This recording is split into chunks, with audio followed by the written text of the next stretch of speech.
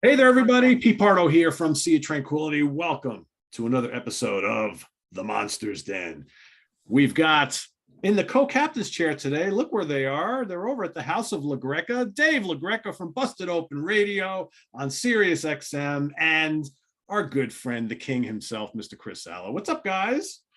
What's going on, Pete? Hello, Pete. How are you? Doing Good to good. see We're you usually again. all three of us together, so this is a little weird, I guess, but Yeah. it's the way it is and for this- this particular episode. Unfortunately, this room is configured for one person. This is where I do my, my full-time job at Sirius XM. So we're making the most of it. We're making the most of it. It's A all lot you of can do. LaGreca heads in the room. It's a little. I'm catching a little bit of a tan, but that's okay. It's all good. Cool. Well, I'm glad you can join us again. It's been a little while, so we always like having you on the show, and you and all the heads and everything. So I see, let's say we got Cody behind you. I see you. Yep. Yep, I see a couple familiar faces there. Very cool. Very cool. So our topic today, we decided to visit a particular year, right? So we're looking at 1976. We've each picked out our favorite horror / sci-fi film releases from 1976. We're going to do a top 10. And if we have some time at the end, we'll do some honorable mentions. So we're going to start at number 10, work our way back to number 1. We'll go we'll go Dave. Our special guest always goes first. Dave, Chris, and myself, and then we'll go round and round and round till we get to number 1. So Dave, what do you got at number 10 from 1976? Yeah, really quick, Pete. 76 is a big year for me. My parents got HBO in 77. So all the movies that I was seeing on HBO when we first got it were from 76. So a lot of these movies mean a lot to me because they were my real first exposure to a lot of horror movies was in 76. So, and I think a lot of the movies probably, the best way to describe some of the horror movies from 1976 would be disturbing. So I think a lot of the movies I have on my list are just that, but some fun ones too. And I think at number 10 is a fun one, and that's At the Earth's Core. More of a sci-fi movie, more of a movie that you would see like on the, here you go, on the 4:30 movie later on in the 80s. And yes, Gorgeous Carolyn Monroe. yeah, beautiful. And some cheesy acting, which always makes for a fun movie. So I think At the Earth's Core has a little bit of everything. Some special effects that I thought were kind of cool for its time, for sure. Some cheesy acting, some beautiful women. So At the Earth's Core at number 10 for me, Pete. Yeah, classic from Amicus Productions. Yeah, it's a good one. I dig it quite a bit. So good. Absolutely. All right, Chris, what do you got?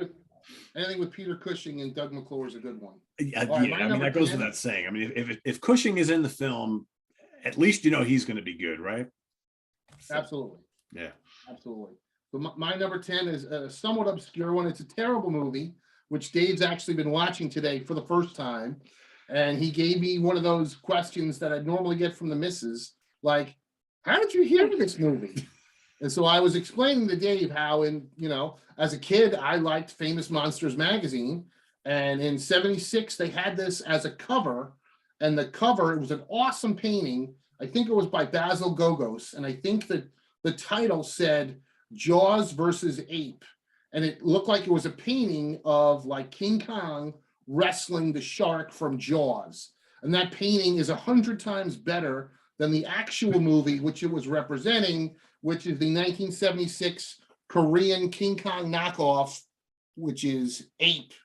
And yeah, it's a terrible movie, but I am known to like bad movies. And Dave's in the middle of watching it right now, and yeah, he can concur. It's pretty bad. But I'm curious on how it's going to end. I think I would have it on my list if I was able to watch the complete movie, which I was not able to do tonight. We got like 10 more minutes. It was great. It drove my wife away within the first 10 minutes, which was fantastic. But yeah, pretty awful, but in a fun way. Oh yeah. I mean, listen, anytime a giant gorilla gives the finger to the armed forces attacking him, you're looking at a good movie. And I made sure to point out the scene to Dave where the guy in the gorilla suit doesn't have the monkey feet on, but he's got on high tops as he's smashing the buildings. So yeah, the QC guy should have been fired in that film, man. yeah, Pretty And bad. Dave, just so you know, in my house, when I'm watching some really cheesy, bad, unknown movie, and my wife comes in and comments on like, "Where did you hear this stupid movie?" I blame him. Well, that's what I That's can do. funny. I could do that from That's now on. I feel bad for my wife. It's either wrestling or really bad movies. So, yeah. Well, it's definitely better than Police Academy. Dude, Police Academy is greatest movie franchise of all time. Ever. We did an episode on franchises, but we didn't have that one listed, I don't No, think. we Better didn't. than Star Wars. What? Oh, there's no Oh. doubt. That's funny. That is funny. All right, my number 10, something that just got released on Blu-ray not long ago, and it's one of the classic kind of animal attack films of all time, Grizzly. Basically, just take Jaws and put it up in the woods, and there you have the plot of Grizzly. It's not too difficult, not too complicated. How many Jaws knockoffs did we get with all sorts of different animals and fish and whatnot? A lot. But if you like that sort of thing, this is a pretty good one. I actually felt really bad for the grizzly at the end of the film, but that's the way it goes with these. But yeah, and a good Severin Blu-ray release on this. So there's the cuddly looking bear on the back, right? So that's my first choice of the day. Back to Dave. All right. First of all, where I live right now, Pete, we have a severe bear problem. Bears are in my garbage every single night. So Wow. maybe I need to watch Grizzly Yeah. to see how to deal with this issue. But on the same vein, for me at number 9, Food of the Gods. Yep. And I went back and watched it. Here you go. I went back and watched it. Yeah, everybody, we went to the same Blu-ray store. I guess so. I went back and watched, and it's amazing for its time. Like I said, for number 10, the special effects are not bad. Yep. Like there's some scenes with the animals. I think they're almost spot on. Oh, so yeah, I thought they did a fantastic job. Still creepy watching it too. It is creepy. It's dark. Food of the Gods at 9. Yeah, it's a good choice. It's a good story in general, right? And Yeah. it's perfect like 70s film. Yeah. Cool. Good choice. Chris, what do you got next? All right. My next one is another animals attack movie. And yeah, I mean, I guess after Jaws, the animals attack franchise or the animals attack genre really blew up. And this one is a lesser known one, but I really like it. It's definitely kind of creepy to me because I got bit by a dog when I was a kid, and I was never a big fan of dogs.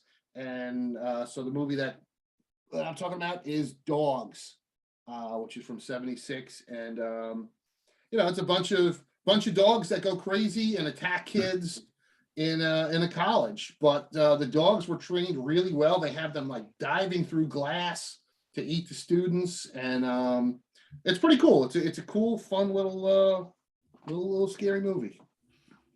Yeah, Chris comes to my house and I got 3 lovable dogs that would never hurt a fly, and he's always like, "Yeah, nice dog." How you doing there, doggy? This is a big animal house, so we have a dog and 3 cats. I could tell right away Chris is not a fan of my dog Demi. Well, when he, when we came in, Dave's like, "You're an animal guy?" I go, "Yeah, I love like cows and chickens. I'm like, I love eating them. I love eating them." I was like, don't let my wife hear that. No. But yeah, not a big animal guy, but that's all right. Yeah, It's all fun. everybody's different. Yeah. That's it. All right, my number 9. I only just saw this for the first time a couple months ago, and it's really good. It's really creepy, and it's kind of like a theme that we've seen over the years in many different films. And it's called it's by Narciso Ibáñez Serrador, Who Can Kill a Child? And it's all about an island that's run by kids, and the kids basically want to kill the adults. And it's definitely tense and different. Not an overly bloody film, but it's more like disturbing. And they've revisited this theme many times over the years, up until like recently. There was like a pretty famous movie that came out like maybe a decade ago that it was kind of like a loose remake of this film. But they do a really good job of making you really dislike the kids that are in this film. And that's not easy to do, right? Because usually children are very sympathetic, but not so much in this one. So I think a pretty controversial movie at the time because Yeah. you don't want to show killing kids on camera, right? But yeah, really good 70s kind of weird ass film that if you haven't seen it, quite good, worth watching. Really good acting too. 100%. All right, at number 8, I have Burnt Offerings. Actually went back to visit this one when you guys asked me to come on. Really good cast. The chauffeur in this movie is creepy as hell. Oh, yeah. It's I don't mean to overstate it, but it's one of those images that stay with you. Like I've throughout the years, I've always thought of that character that played the chauffeur in that guy's face, but really creepy, very dark, perfect 70s movie. Yep, Burnt Offerings at 8. Oliver Reed, man. Yep. Yeah. More on that film later. Was it who else is in that? Burgess, Bette Davis? Burgess Meredith. Yeah, he really great Yeah. cast. Karen Black. Yep. Yep. Yep. Cool. All right, Chris. My next one, this is the third time I've bought this movie, and I hope it's the last one. But I do really enjoy this movie. It's like part sci-fi movie, part kung fu movie, part exploitation, slightly horror. It is batshit crazy, but it's a lot of fun. And this fairly new Blu-ray of Death Machines from Vinegar Syndrome is the definitive version. And it's about a bunch of, trained killers that go around and kill a bunch of people, and they are death machines. The cover has nothing to do with anything, but there was a really good animation of this in the trailer, but that has nothing to do with the whole movie. But I really like it. It's schlock, but it's a lot of fun. And 1976 kung fu movies were all the rage. So whoever made this decided to just lump in as many genres, different film genres that they could. I think even a couple in here. If it's a Vinegar Syndrome release, I'm sure it's got all sorts of great bonus stuff in there. Oh yeah, yeah, they do way more than you actually need. So worth checking out. Yeah. All right, my next one is by the same guy that did another pretty notable film from right around the same time, The Legend of Boggy Creek, Charles B. Pierce, The Town That Dreaded Sundown, which if you look carefully there and on the back, kind of looks like Jason Voorhees from Friday the 13th Part 2, right? Really cool, kind of almost like documentary style serial killer film that, no real conclusion at the, I don't want to get too much away, but, the ending is kind of ambiguous, but really interesting film. Couple really good kills in the film. And again, it's kind of presented documentary style, but not, which is, I think, was his style, right? Because the Boggy Creek was basically the same thing. But for its time, I think pretty ahead of its time, and greatly, in a weird way, influenced a lot of like slasher films that came after it. And maybe, when you consider like the first handful of films that really influenced the slasher craze of the 80s, you got to count this one, I think, among them, among a few others. So that's my next choice. Good one. That's a great one. Yeah. 7 for me.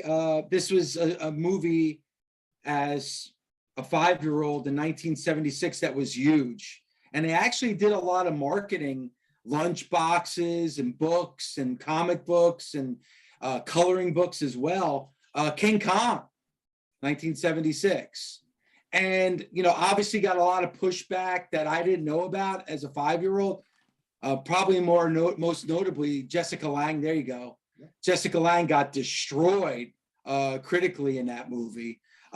She was able to bounce back pretty strong, but that was and I remember having the poster in my room.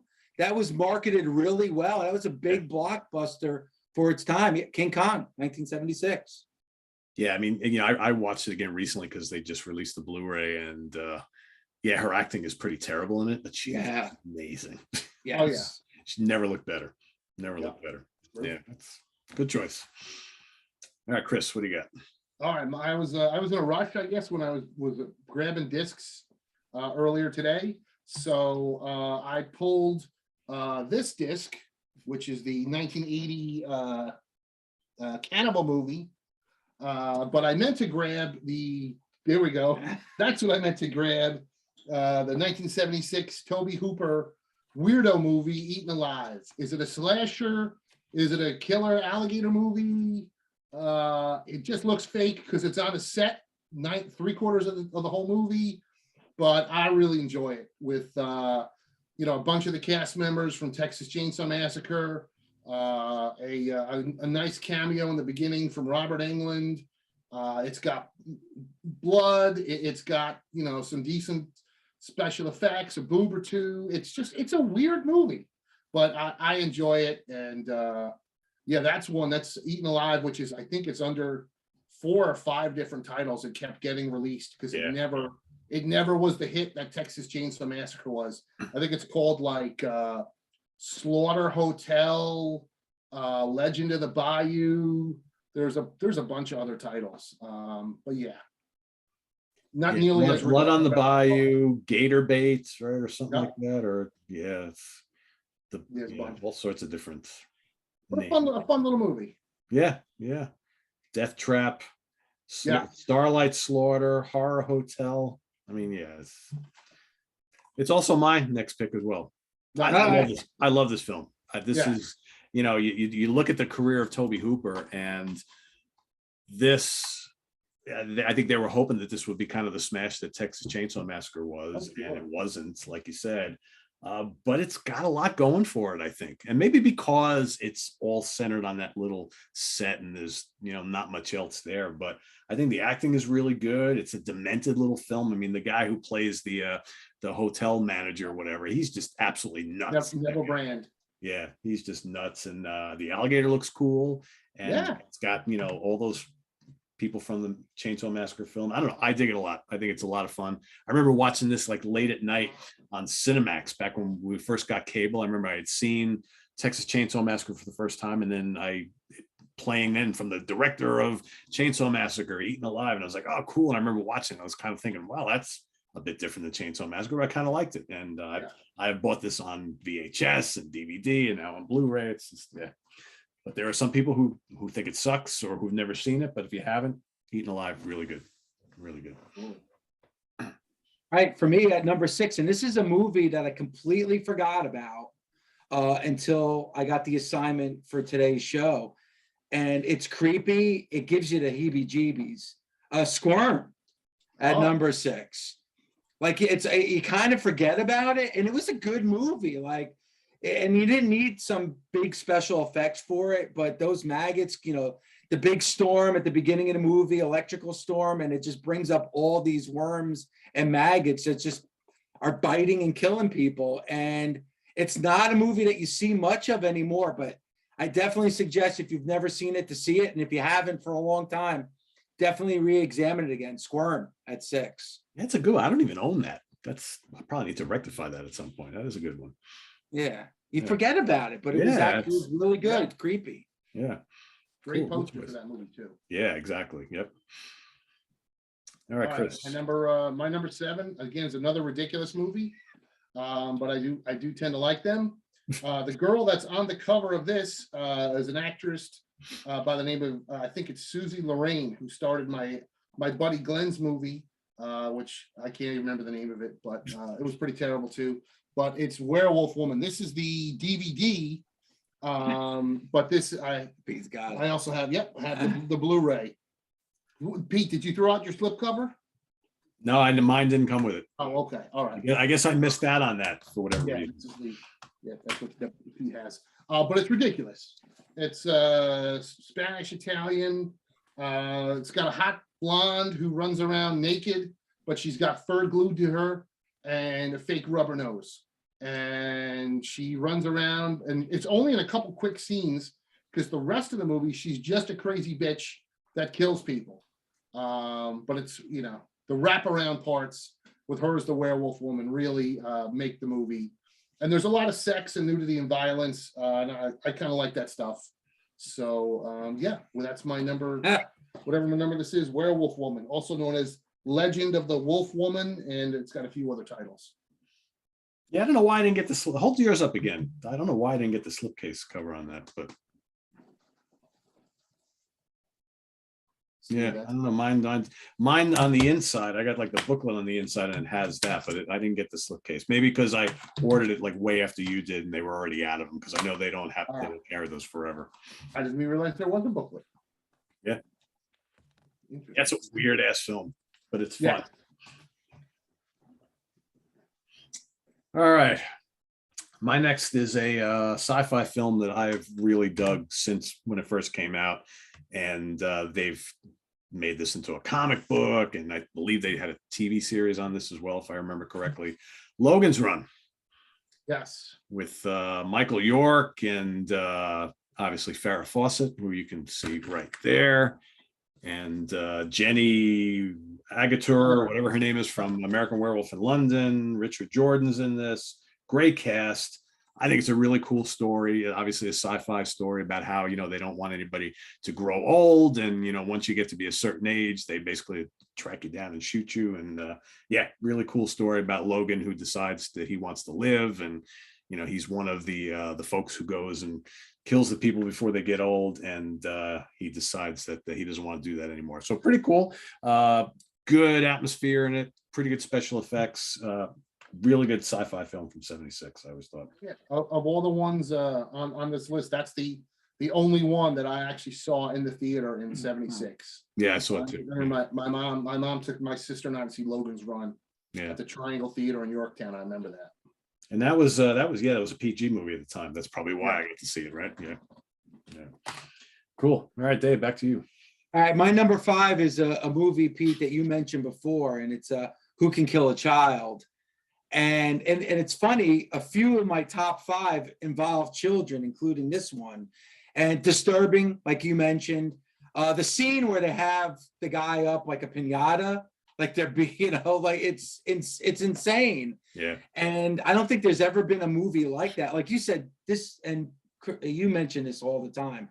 This is definitely a movie that wouldn't be able to be made today. Yeah. No. And it was like you said, Pete, it was controversial at the time, but some of the scenes in this movie are extremely disturbing. And the story itself, this is a couple, they're about to have a child. They go on this one last vacation before they have the child, and then they run into these children that are just insane. But yeah, it's creepy, it's dark, and it's actually a very good movie as well. So it really is. I mean, all those scenes where, like, she's clearly pregnant, obviously, whether she was really pregnant or not, probably it's just a, fake belly, but she's like, they're running for their lives. And she's running while she's ready to have this kid. And it's just like, oh man, it's just like, and the kids don't care. They don't care. Yeah. Yeah. And there's the one scene where they're trying to get away, where a swarm of kids are running towards the car and they can't start the car. It's like, even watching it back now, it's gives you anxiety, but yeah, great movie.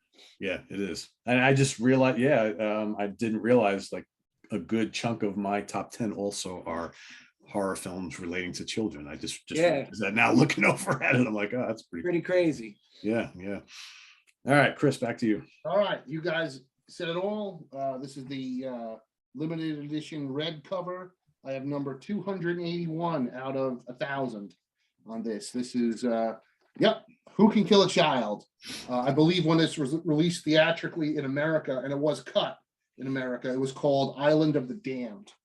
But yeah, it's exactly like you said. It's a killer kid movie. I'm not a huge fan of the killer kid movie. Like, I never really liked Children of the Corn, and there's Bloody Birthday. There's a whole bunch of killer kids or killer children. But in my opinion, I think I've seen them all. This one's the best. Because it's the most effective, it's the most creepy, it's also the most serious. Some of the other ones tend to be, some of them are a little tongue-in-cheek, but this one is just a creep fest, and definitely worth checking out if you haven't seen it. Now, what do you think, Island of the Damned versus the Who Can Kill a Child, title-wise? I'm not crazy about the Who Can Kill a Child title. I'm not crazy about that either. And I think it gives too much away, right? I think Island of the Damned, it was a damn good title, but I also think it would keep people away from watching it. I think that type of a title of a movie, like people are like, I'm not going to watch this, but Island of the Damned is a good one, much better. Yeah, but I guess maybe they didn't want to get it confused. Well, I mean, they released it with that title in certain territories, but there was the Children of the Damned film from however Right. many years before. I was just gonna say, I'm sure somebody in America thought, well, Island of the Damned is good because maybe people will think it's a threequel to, Children of the Damned and Village of the Damned. So, as they were known to do back then. Oh yeah, there's no similarities at all, but let's give them similar titles so people who watched and loved those movies will go see this. I mean, it makes sense, right? Yeah. All right. My next choice is another film that I remember seeing late at night on either HBO or Cinemax back in the early days of cable. And I remember I always liked this film because I always liked the kind of, high school, who's the killer, who's knocking people off type of thing. And when I was a teenager, I loved Kimberly Beck. So Massacre at Central High. And this is the Steelbook that came out, Chris, 2 years ago, something like that, from Synapse. I think a little less than that. It's maybe a year ago. Yeah. But it's got Andrew Stevens and Robert Carradine, great cast, and the lovely Kimberly Beck, and really, really good Blu-ray. If you haven't checked it out, a lot of really great special features and things like that. And they did a really nice job on the transfer. But it's just a really fun film about bullying at school and being part of the clique and murders and good stuff. You could lump this in, I guess, with a Killer Kid movie because they're not kids, but they're certainly teenagers, high school teenagers. Yeah. Yeah, absolutely. And another film kind of a little ahead of its time, right? Because we got a lot of this sort of thing. The whole 5, 6, bullying 7 years later. aspect. Yeah, Absolutely. Yeah. So good one. All right, Dave. All right, coming up next for me at number 4, you mentioned it before, Pete, The Town That Dreaded Sundown. This was the first movie I ever saw at night when my parents got HBO. They wouldn't show rated R movies until after 8 p.m. on HBO. And I just remember staying up to watch this late at night. And it was the thing that got me, Pete, is that it was based on a true story, or supposedly based on a true story. Yeah. So I was like, and again, the way, and not to give anything away, but the ending of the movie leaves it open. Yeah. And had Dawn Wells in it from Gilligan's Island. That's right. Which, as a kid, completely threw me off because I'm like, oh my gosh, Mary Ann's in this movie and look what's happening to her. And she's one of the victims that actually survives the movie. But man, like you said, reminds you watching it back now of Friday the 13th Part 2 with the sack over the head. But great movie, a great cast. It's a good one. Yeah, and if anybody's a fan of the original, there is a sequel that came out a few years ago with the same name, but it's one of those sort of meta movies because it's a sequel to the original, but there's clips of the original in it, but it's kind of hard to explain, but they explain how the killer is real and they go into the backstory, and it's very well done, the sequel, and it's also called The Town That Dreaded Sundown. Didn't get a lot of notoriety, but I like it. So if you're a fan of the original, check out the second one. One of the great kills of all time using a musical instrument, right? Yes. All right, Chris. All right. Pete mentioned this one already. Jaws on Land, Grizzly. It's basically swapping out, like literally. The last one I watched it last when I got this Blu-ray about a year ago, and I always knew it was Jaws influenced, but I was like, holy shit. It is basically, it's like they just rewrote Jaws, but just put a bear in. I mean, it's unbelievable. The beginning of the movie has a hot broad that gets eaten by a shark. This is a hot broad in the beginning. That's a hot girl that's bathing in a waterfall, and a bear comes out and eats her. You got your 3 main leads that go on the mission to hunt the shark. Well, we've got Christopher George, Andrew Preen, and the great Richard Jekyll, who team up to go on the mission to fucking look for the grizzly. I mean, it's identical. Yep. And especially considering this made so much money, because Grizzly was a big hit. It's amazing that Universal didn't sue them, but it's a blast. Yeah. Yeah, it's a lot of fun. All right. My next was also mentioned by Dave. I love this movie, Burnt Offerings. I mean, when you got Oliver Reed, Karen Black, and Betty Davis in the same film. Crazy. So good, so creepy. And you know what? I didn't realize this until I rewatched it, I don't know, a few months back again. Think of The Shining. Very similar in tone, Yes. right? Good call. With the father kind of, they're in this new house and he's all of a sudden slowly going mad and whatnot. And then the whole scene, like him trying to kill his son. And it's just like, what is going on here? Really, really well acted, really creepy, kind of like haunted house film that needs to be seen to be believed in this. Really underrated film. I love it quite a bit. So back to Dave. All right, I think we're at number 3. Yep. And this is another one involving children, creepy, some real brutal scenes in this movie too. Alice, Sweet Alice at number 3. There you go. Even when you look at the poster and the cover of that is creepy as all hell. Yeah, it is. And that one scene with on the staircase, it is. Look at that. It's brutal. You feel those knife cuts. You really do, each and every one. And man, it is a brutal, disturbing movie. And again, involving children. There's a lot of them on the list. Alice, Sweet Alice at number 3. Yep. More on that. All right. I'm also going with number 3. Nice. Alice. Pete, did you throw away this slipcover? I didn't get it actually. All right. Yeah, no. But yeah, this movie is creepy as all hell. I remember catching this, I think, on Channel 9 sometime in the early 80s, and it's a fucking creep fest. And I felt like a creep the last time I watched it. I saw it, well, the time before I got the Blu-ray, I saw it at the drive-in, and I was like, boy, now that it was blown up, and I'm watching it, I'm like, well, the younger sister's kind of cute, but I feel weird for thinking that. But then I looked it up on IMDb, because she's like 12 years old. And I was like, ooh, thank God, because the actress playing her was like 19 at the time. Yeah. So I'm like, okay, now I could think she's hot because she's really 19 playing a 12-year-old.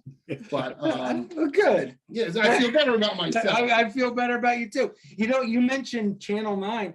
I remember the first time I saw this movie, Pete, was on Channel 9 on a Sunday morning, Sunday, yes. it was like Sunday at noon. Channel 9 was big on it. Yeah, I remember similar times seeing Tourist Trap. That was on the same day. It was like Yeah. at noon on Channel 9 on a Sunday. Yeah. So yeah, crazy. Definitely But creepy movie.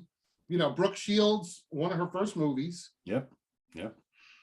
Yeah, and kind of too, in a weird way, like a homage to the Giallo films from Italy. Oh yeah. Yeah. It's kind of part slasher, part Giallo in a weird way. So yeah, good stuff. Well, I'll be talking about that again in a minute. And I had a hard time at my top 3 because I love all 3 of them so much. And some people might be surprised that I'm ranking this one at number 3 and not higher. I love it. The Omen. I mean, again, more kids, right? This is just one of the great, demonic, whatever you want to call it, films of this generation. Again, great cast. This was a huge hit. And that kid is just so evil and disturbing. It's just great. And, they made a lot of sequels to this. To me, the first one is always the best. Yeah. And Not even close. Yeah. I mean, there's moments in 2 and 3, but this one is just perfect. It's just so good. And it just and again, it's like a character that's so evil, doesn't have to do or say too much. And he's portrayed so well. So my number 3. Well, my number 2 is your number 3, and it's The Omen. Like you said, great movie. You're absolutely right. some good scenes in the sequels, but I can't. But overall, this is a classic. And as you mentioned, Pete, it was a big hit. Yeah. If you look at the top like grossing movies in 1976, The Omen was near the top, and that scene, the birthday party scene, just disturbing. And this is for you, Damien. It's creepy as all hell, and a nice ending too, a nice swerve at the ending. Great movie, just a great overall, just a fantastic movie. And Gregory Peck is great in this movie. He's amazing. Well. Yeah. Yeah. Amazing. I mean, just think about it. In the span of 8-9 years, you had 3 films, The Exorcist, The Omen, and Rosemary's Baby, that are all pretty dealing with some evil subject matter, and all 3 of them were enormous hits, right? Big, huge hits. And well, that really, those 3 movies combined, along with other things, really kicked off the whole Satan chic thing in the in the 70s.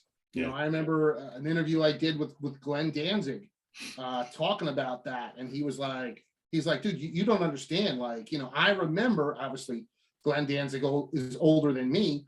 He's like, I remember going to stores like Kmart and Caldor, and they would have in the women's section pajamas with pentagrams on them. He's like, it was a thing back then. And it was taboo, but people were getting into it. Just like in the same time period, porn films, crept their way into the mainstream because movies like Deep Throat became such huge theatrical hits. Yeah. So same kind of thing. The whole Satanism thing, just and of course all the Satan stuff in rock and roll just sort of creeped in on it as well, and went from there.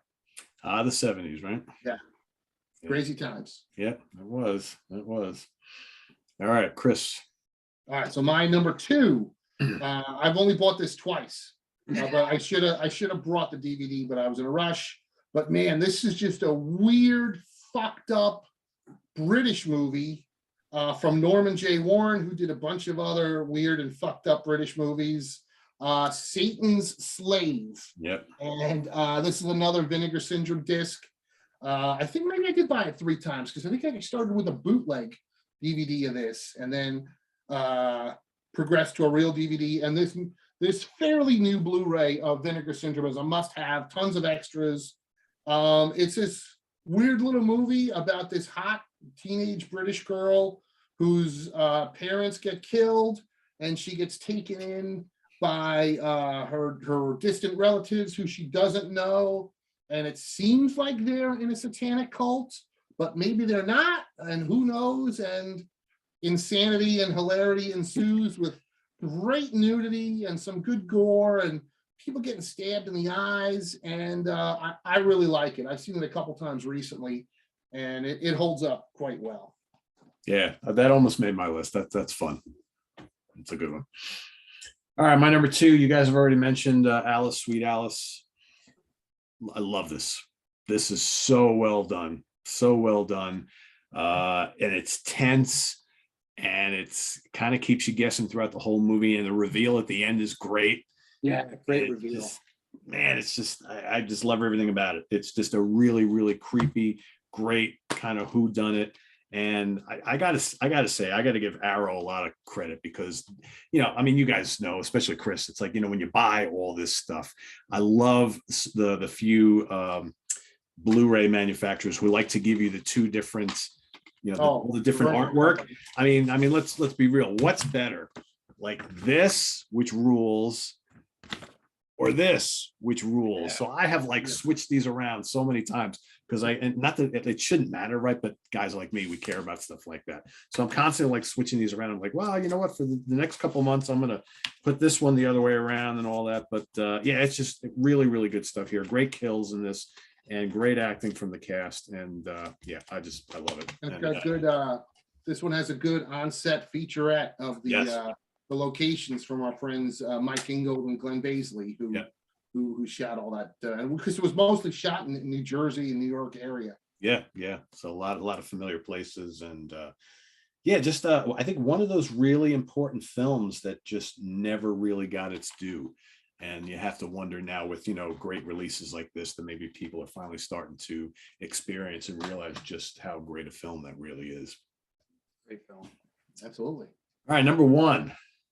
All right, number one for me, and this is definitely a movie that's in my top 10 of all time when it comes to horror. This again, early days of HBO when I had it. I saw this movie way too young, so it left an impression on me.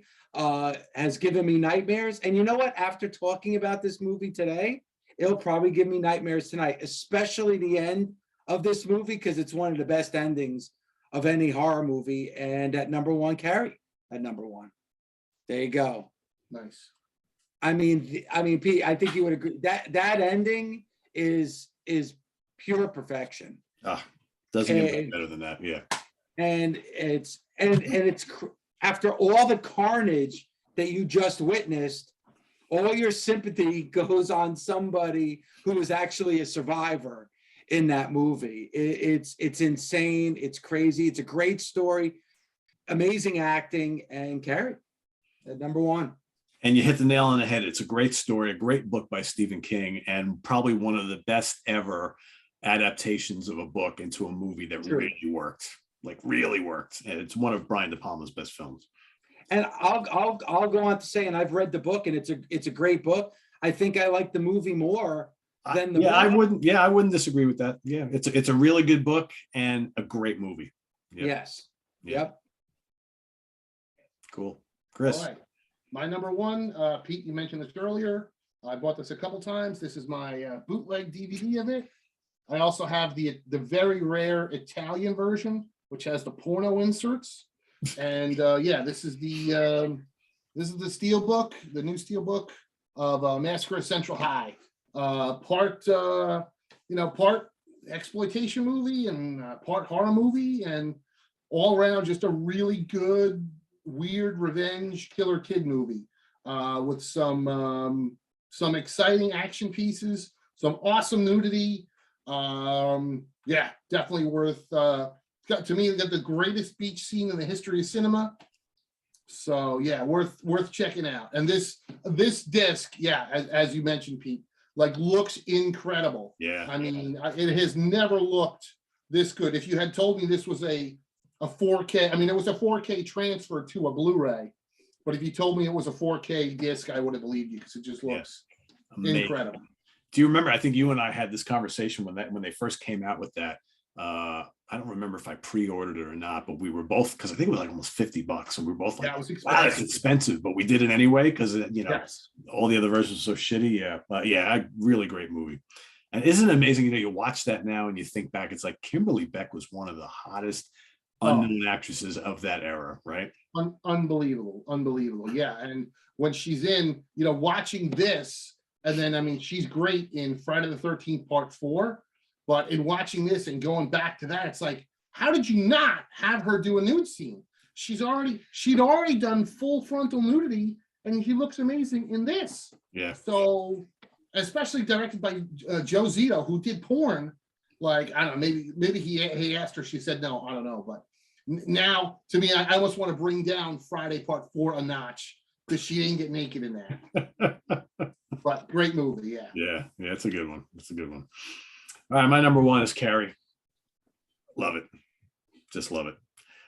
Dave basically said it all. This is just a really the cast is just so good. And I think that's one of you have all these people in this movie who went on to do other things. Yeah.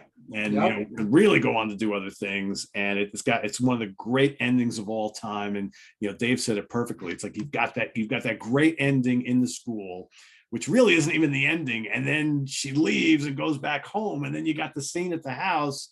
And it's just like two great endings in one, pretty much. And, the whole movie, you feel so bad for her. It's coming, right? This is one of those movies, you're watching the whole thing and you're like, even if you never read the book and you're like, there is no way in hell that this movie is going to end well, right? This story is not going to end well, and it doesn't. But it goes back to the whole bullying thing. And I mean, these themes are also relevant today. And, Stephen King was writing about this shit 50 years ago, right? Or whatever. So, yeah. Got any honorable mentions, guys?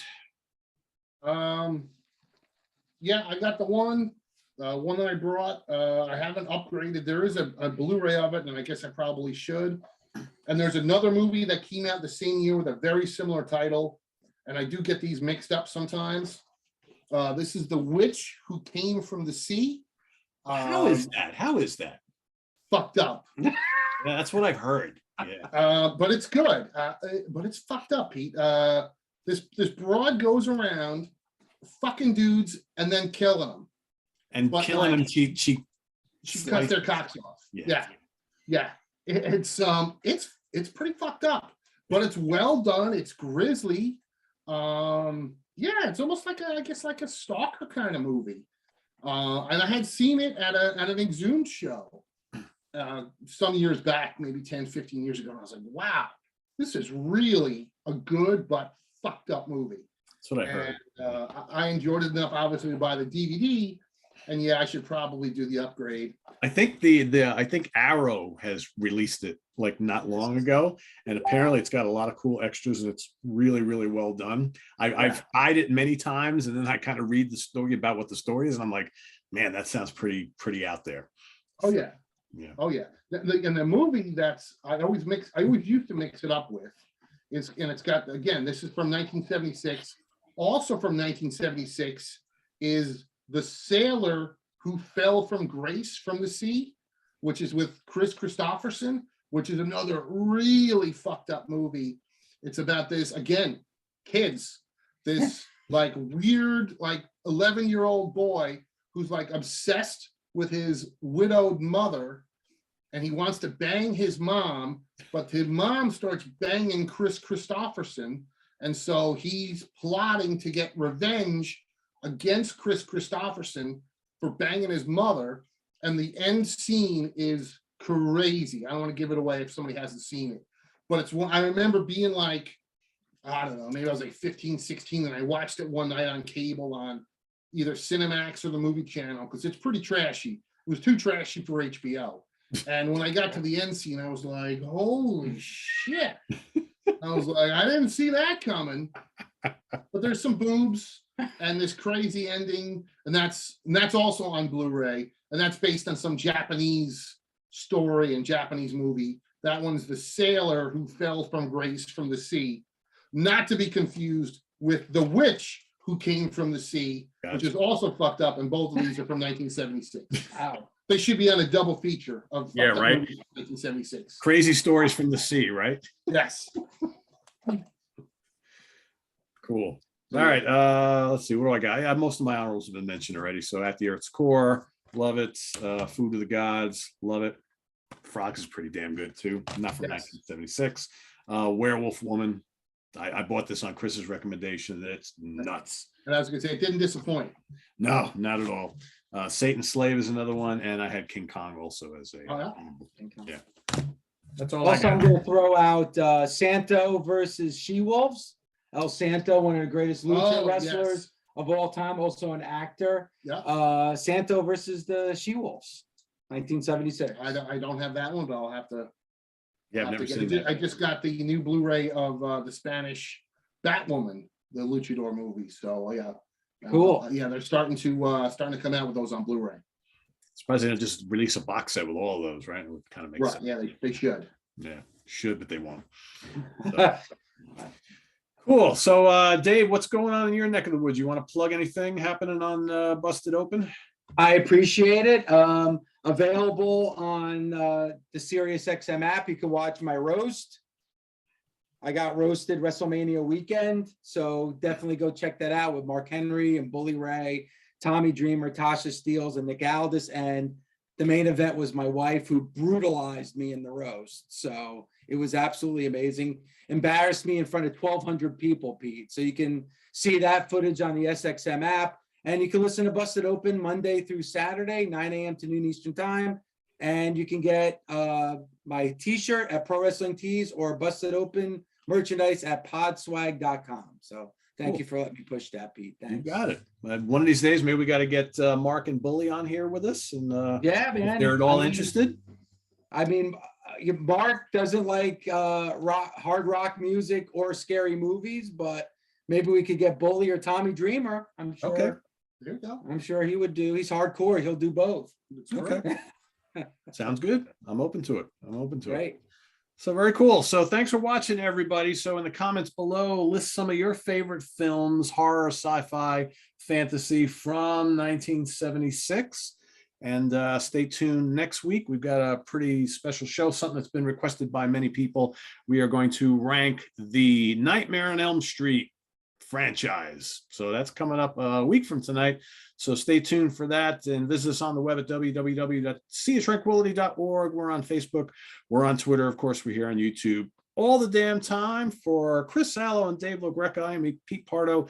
See you next week. Stay tuned for Friday morning at the Funhouse with myself and Martin Popoff tomorrow morning. And till then, have a good one, everyone. Bye-bye.